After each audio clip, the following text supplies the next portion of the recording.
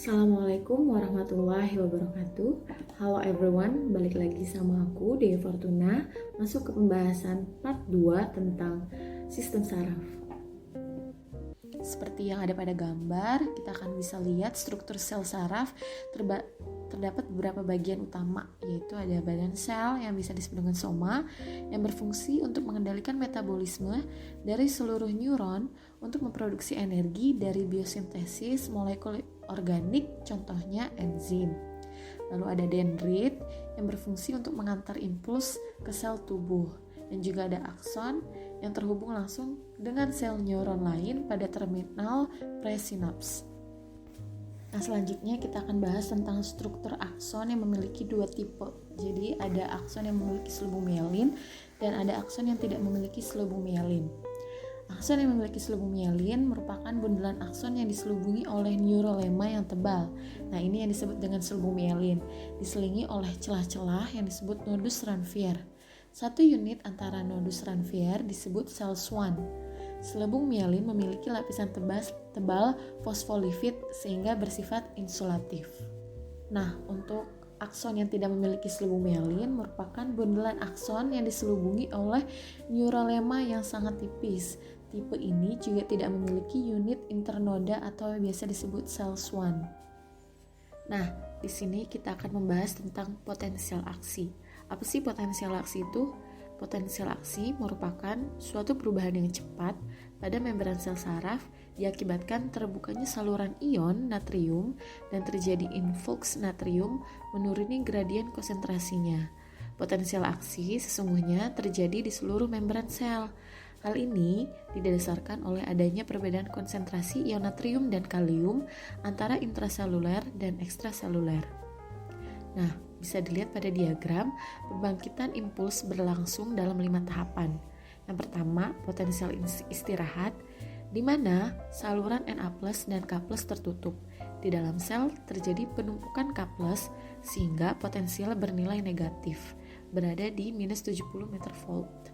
Dan ada depolarisasi, di mana saluran ion Na+ diaktifkan, sehingga Na+ pada cairan ekstraseluler masuk ke dalam sel, maka potensial akan naik.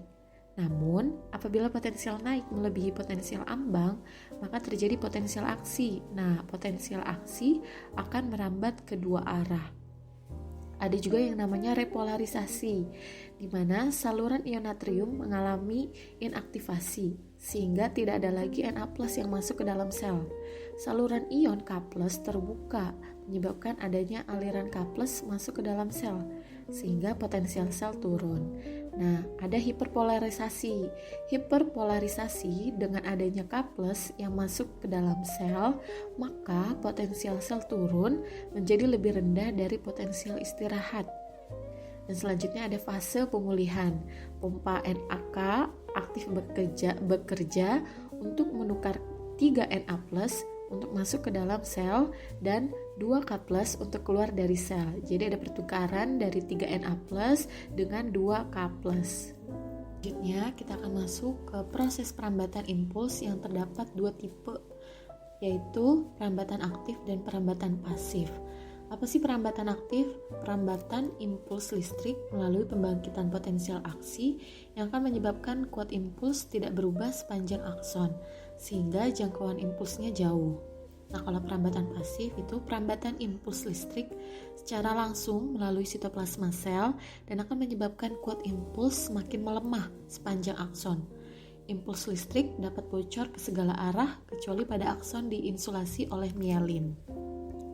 Selanjutnya ada penghantaran impuls dalam sel saraf akson bermielin. Nah, penghantar impuls ini disebut juga sebagai perambatan saltoratoris atau loncat. Kenapa? Karena pada daerah berselubung mielin, impuls ini merambat melalui perambatan pasif. Tidak ada impuls hilang karena insulasi dari lapisan tebal mielin. Perambatan impuls berlangsung cepat sehingga bisa mencapai 150 meter per second. Nah, selanjutnya ada penghantar impuls dalam sel saraf akson yang tidak bermielin. Penghantar impuls ini berlangsung lambat. Kenapa? Karena terdapat adanya kebocoran sinyal impuls dan proses pembangkitan potensial aksi yang membutuhkan waktu. perambatan impuls dengan kecepatan 3-15 meter per second. Nah, untuk selanjutnya kita membahas tentang sinapsis. Apa sih sinapsis itu? Sinapsis merupakan proses komunikasi antara dua sel saraf yang saling berdekatan. Bentuk komunikasi antar sel saraf terdapat dua jenis, yaitu sinapsis kimia dan sinapsis listrik. Adalah dua jenis yang celah yang terjadi antara sel-sel saraf di sistem saraf. Nah, sekarang kita masuk ke neurotransmitter. Nah, sebelumnya apa sih neurotransmitter itu? Neurotransmitter merupakan suatu mediator kimiawi yang dilepaskan ke dalam celah sinaps sebagai respon terhadap potensial aksi yang telah mencapai ujung saraf.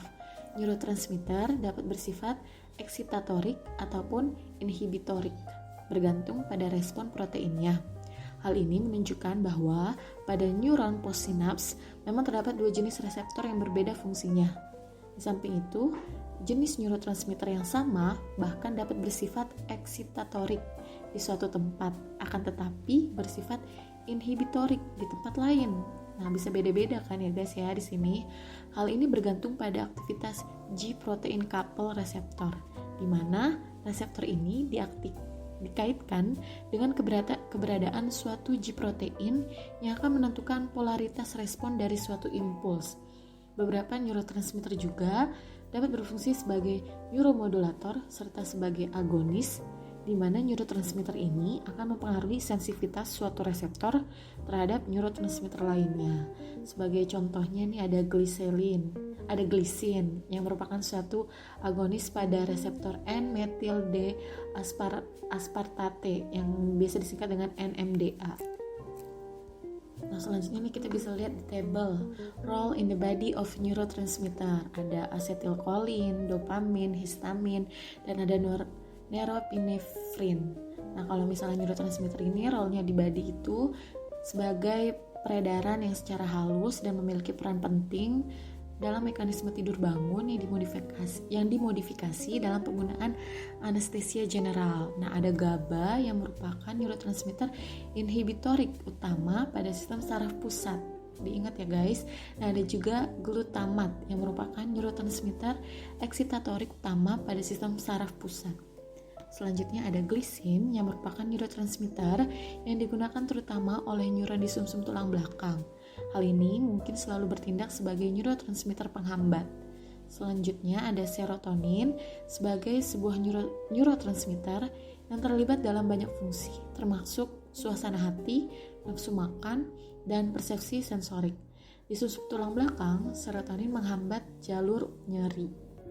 Sekian pembahasan tentang sistem saraf dan kita akan masuk ke pembahasan part 3 yaitu sistem endokrin.